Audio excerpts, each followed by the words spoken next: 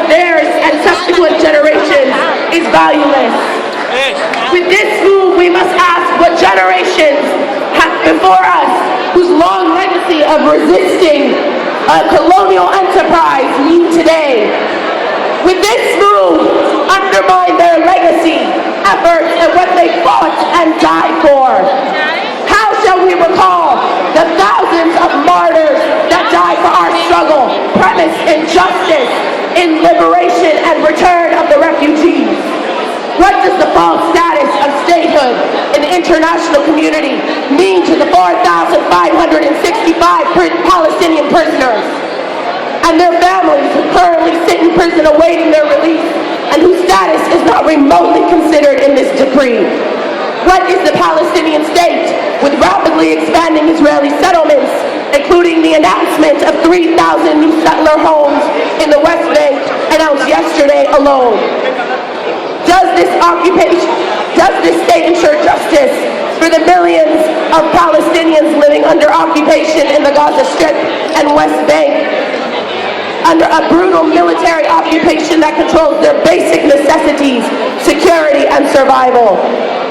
How does it rectify the misery our people in the occupied territories have lived under for decades? What is the Palestinian state in which Jerusalem has been stolen as our capital, split in half, and continuously cleansed of its native population? And for our Palestinian brothers and sisters in 1948 occupied Palestine, who will continue to live as subordinate peoples in a racist settler colony, this legalization of an illegal border eliminates their claims to their Palestinian national identity, to their land and society. How about the lives? And have we considered the 70% of Palestinians who live outside of their homeland, prohibited from their right to return? How about the lives of 4 generations of Palestinians who have lived as refugees for over 65 years, steadfast on the path to their return? Were these Palestinians even considered? I'm almost done.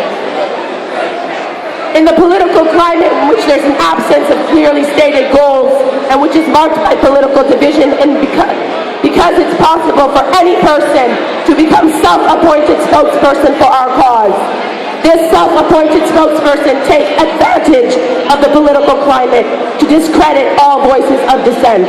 Who can hold them accountable if not their own people?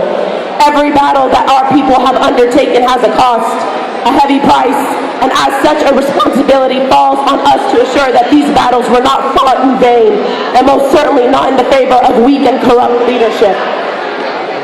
Our liberation will not be won on the basis of normalization with the Zionist colonial regime. Rather, it will be gained with the path that was written with the blood of the martyrs. We reaffirm that the only path that we are concerned with is the path that explicitly heads towards the liberation of our land and return of our people to Palestine, all Palestine. On this last day of the first World Social Forum Free Palestine, the Palestinian youth movement reaffirms the principles to which thousands gather in Porto Alegre.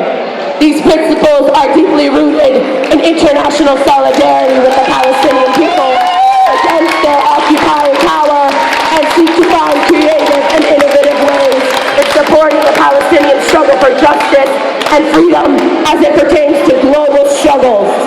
The call to continue supporting the liberation of all Palestine and the full return of Palestinian refugees sits at the heart of this struggle.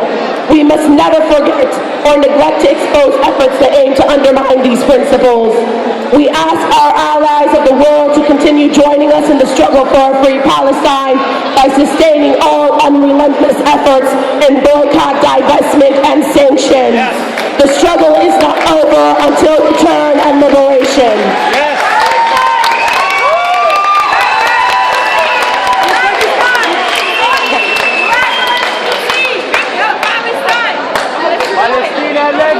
Palestine is only from river to sea.